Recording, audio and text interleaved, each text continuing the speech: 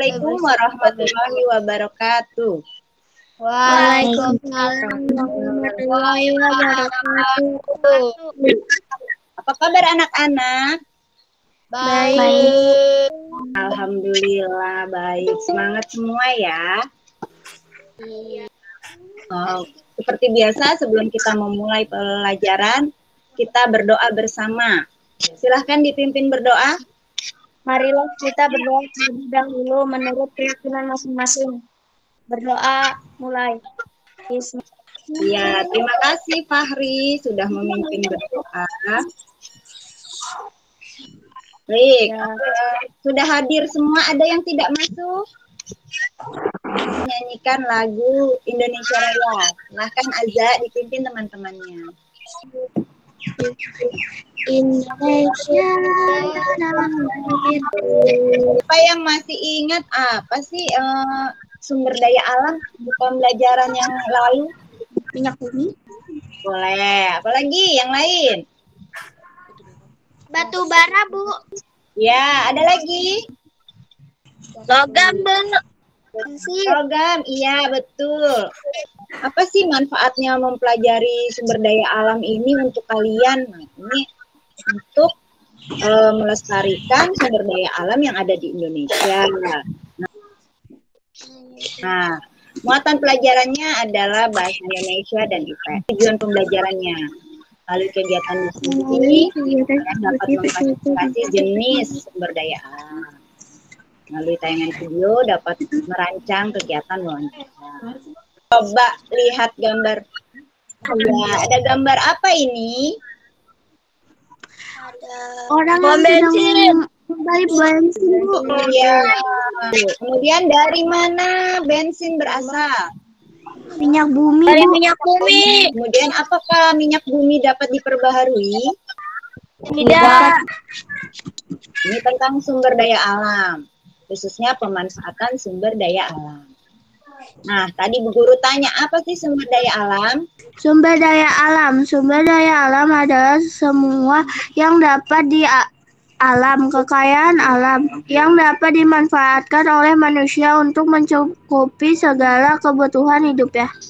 Sifatnya sumber daya alam dibagi menjadi dua, yaitu sumber daya alam yang dapat diperbaharui dan sumber daya alam yang tidak dapat diperbaharui. Dapat diperbaharui artinya ketika sudah habis dapat dilestarikan kembali. Contohnya air, tanah, tanaman, dan hewan. Alam yang tidak dapat diperbaharui bila dimanfaatkan atau sudah digunakan akan habis dan tidak dapat dilestarikan kembali. Contohnya adalah tadi minyak bumi, kemudian emas, batu bara, tembaga, timah, bauksit, nikel, aspal, dan bahan tambang lainnya. Selanjutnya adalah berdasarkan jenisnya, sumber daya alam dibagi menjadi dua, ya alam hayati berasal dari makhluk hidup. Contohnya sumber hasil pertanian, perkebunan, peternakan, pertambakan, dan pertanian. Sumber daya non hayati, sumber daya alam yang berasal dari makhluk tidak hidup. Contohnya air, tanah, dan barang tambah. Ya, golongan sumber daya alam. 1. Sumber daya alam berdasarkan sifatnya. Ada dua macam sumber daya alam.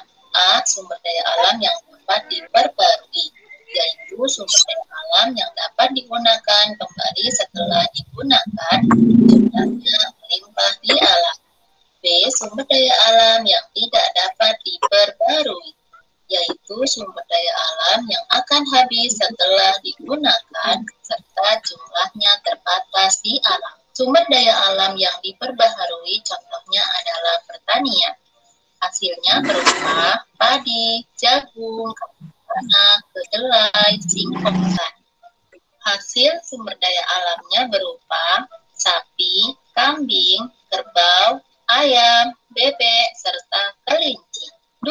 Sumber daya alam yang tidak dapat diperbarui terdiri dari logam. Contohnya emas, perak, mangan, nikel, pasir besi, platina, timbal, serta timah. B. Non-logam. Contohnya adalah batu bara, minyak bumi, gas alam, serta aspal. C. Industri terdiri dari berlian, belerang, 4. Gamping, batu kapur, yodium, serta asbes. 2. Sumber daya alam berdasarkan jenisnya. Terdiri dari sumber daya alam hayati, yaitu sumber daya alam yang berasal dari makhluk hidup. Contohnya adalah hewan dan tumbuhan.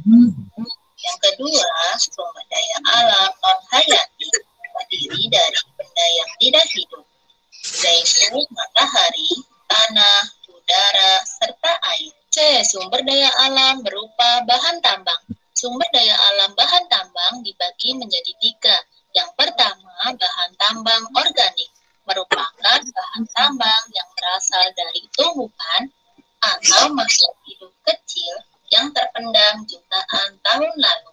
Contohnya adalah batu bara, minyak bumi, gas alam, batu kapur, serta aspal. Yang kedua, bahan tambang logam merupakan bahan tambang yang terbentuk karena adanya unsur-unsur logam dalam bumi.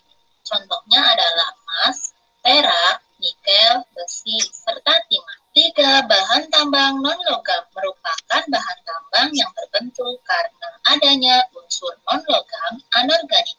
Contohnya adalah batu apung, belerang, yodium, intan, serta marmer. Diskusi kelas kita akan melibatkan semuanya. Semuanya ikut berdiskusi, semuanya aktif. Membawa acara. Siapa yang jadi pembawa acara? Saya, Bu. Saya, Bu. Ya, kemudian yang menjadi notulis. Notulis ini menulis semua pendapat dari teman-teman. Ya, dan yang lain memberikan jawaban hasil pertanian. Jagung, Bu. Jagung pertanian atau perkebunan? Padi, Bu. Padi, Bu. Padi, ya, padi. Ya, yang jadi notulis. Sayuran. Kemudian apa? Sayuran. Sayuran. Kemudian yang kedua, hasil perkebunan. Jagung. Kelapa sawit. Sawit. Ya, apa lagi? Pohon pisang. Pohon pisang. Teh, Bu, teh. Ya. Perkebunan pisang boleh. Hasil perikanan. Ikan patin, Bu. Ikan patin. Ada lagi yang lain? Lobster. Ikan mas. Lobster, ya. Sudah.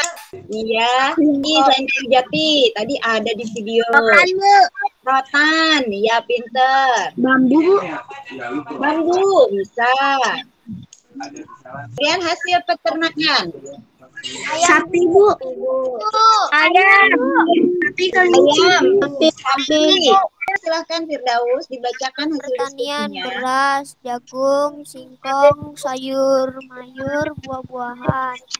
Hasil perkebunan kelapa, kopi, sawit, cengkeh, ikan bandeng, ikan tuna, lobster, udang, rumput laut. Hasil hutan jati, pinus, damar, dan hasil peternakan kambing, sapi, ayam, bebek, domba. Iya, itu hasil diskusi kita, diskusi kelas. Terima kasih semuanya memberikan jawaban yang bagus-bagus. Peta persebaran sumber daya alam di Indonesia dan peta hasil tambang dari berbagai daerah di negara kita. Kemudian kalian perhatikan kembali video yang tadi sudah kita saksikan. Untuk tugas LKPD 2, tugasnya sudah ada ya di classroom, sudah dibagikan. Ini tugasnya tidak sekarang, tapi kalian kerjakan nanti berkelompok kecil, kemudian nanti dikumpulkan. Tapi hari ini juga ya dikumpulkannya ya. Iya, menanya-nanyai, betul. Apalagi? Interogasi, Bu. Interogasi juga boleh. Apalagi yang lain? Dapat informasi. Bagus sekali. Nah, wawancara yang dilakukan oleh wartawan memerlukan persiapan tahapan-tahapan yang jelas. Selain memperhatikan hal yang harus dipertimbangkan dan melakukan persiapan, juga memperhatikan etika melakukan wawancara. Kita juga harus mengetahui langkah-langkah membuat laporan wawancara. Langkah-langkah untuk membuat laporan wawancara. Yang pertama, latar belakang. Kita harus menuliskan alasan melakukan wawancara. Contoh, kami, siswa kelas 4, mendapat tugas untuk melakukan wawancara tentang pembuatan tahu di pabrik Jaya. Yang kedua, maksud dan tujuan. Selain menuliskan latar belakang, kita juga harus menuliskan maksud dan tujuan melakukan wawancara. Contoh, tujuan dari kegiatan ini adalah untuk mendapatkan informasi lebih lanjut dan memperdalam pemahaman tentang pembuatan tahu. Yang ketiga, topik wawancara. Kita harus menuliskan topik wawancara yang akan kita lakukan atau yang telah kita lakukan. Contohnya, pembuatan tahu.